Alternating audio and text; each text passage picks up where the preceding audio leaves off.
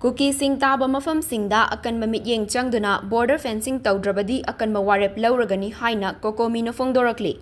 Haukiba September 13 Center da NDA lengak pairakpa amadi Prime Minister Narendra Modi gi ahum suba term gi numit chamani paikhatkadaba thabak singi manungda tha 13 helaba Manipur da thokliba irang asigi waroshin puraknaba wafam yawi haina miyamna ngainaduna lakhiba numit adu sukre. Numit asiga mari leinana Union Home Minister Amit Shahana National Media singda phongdokhiba wafam sing National Media gi channel ama oiriba News 18 na quote tawrakibada Manipur da kuki furup singna khundaba chingi area kharadadi ngamkhai sambal khabagi thabak asi kona tawgani aduga Indo Myanmar ngamkhai paringi atopa mafam singdadi adumak sambal khabagi thabak chathagani hairiba asi yamna maram chadaba thokliba irang asiga yamna tayonaba amani haina COCOCMI gi media coordinator Yumkhaibam Surjit Kumar Khumanna thadorakpa cherol amana phongdorakli hauzik Manipur da thokliba irang asi Kukisingna namna taba chingi area Myanmar Tainaba Maphamsingda fencing yaudraba border area singdagi haizilakpa foreign immigrant Chin Kuki narco terrorist singna maitai miyamda landarakpani haibasi central lengak amadi state lengak anina khangde haiduna chenba yaroidaba khudam changdam kaya mayek sengna laikre irang asi thokaliba asigi lambi oiriba Kuki furupna namna taba chingi Myanmar border area asi hana mityeng changlaga matik sana fencing tawraga law kaina changselakliba foreign immigrant sing amadi Chin Kuki narco terrorist sing asi takthokduna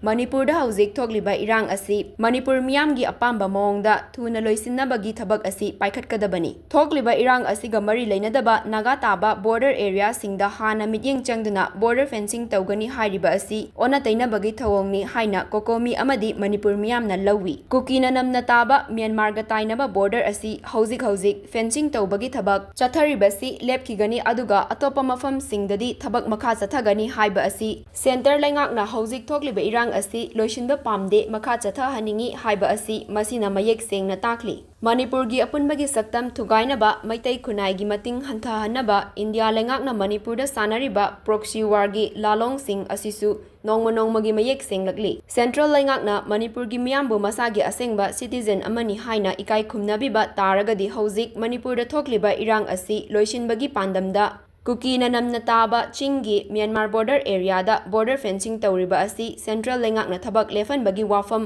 handoktuna khudaktagi sambal khabagi thabak lokhatkadabani Manipur da NRC chana handuna foreign immigrant takthokduna hauzik thokliba irang asi athuba matamda loishinbagi lambi adu lakani masi tawdana tayonaba thabak sing lokhatpa asinadi irang sangthanaba thokhannaba center na tawri haiba asi miyamna ifongfongna khangnaraba wafamni Manipur da thokliba irang asi Assam Rifles ki khut yawi Chin Kuki narco terrorist singa lautunaraga irang asi thokhanbani haiba asi khudam changdam kaya laikhrabani asigumba kaya asi leiba asina maram oiraga Manipur miyamna Assam Rifles bu Manipur gi leimaidagi lokthokpikhro haiba miyamgi kholaudagi central lengak amadi state lengakna Manipur dagi 9 suba Assam Rifles amadi 12 suba Assam Rifles ti lokthokpa hauramlaga ataidi lokthokdana thamliba asi atuba matamda pumlau lokthokhigadabani karigumba Kuki furupna namna taba chingi Myanmar ga tainaba border area singda fencing khabagi thabak khudaktagi haudraba amadi atuba matamda Manipur gi leimaidagi Assam Rifles pumlau lokthoktrabadi Manipur da thokliba irang asi center lengakna atamnana chathahanba irangni haiba asi COCOCMI amadi leibak miyam hauduna India lengakki mathakta Akanba miyamgi oiba warep kaya Louragani haina phongdorakli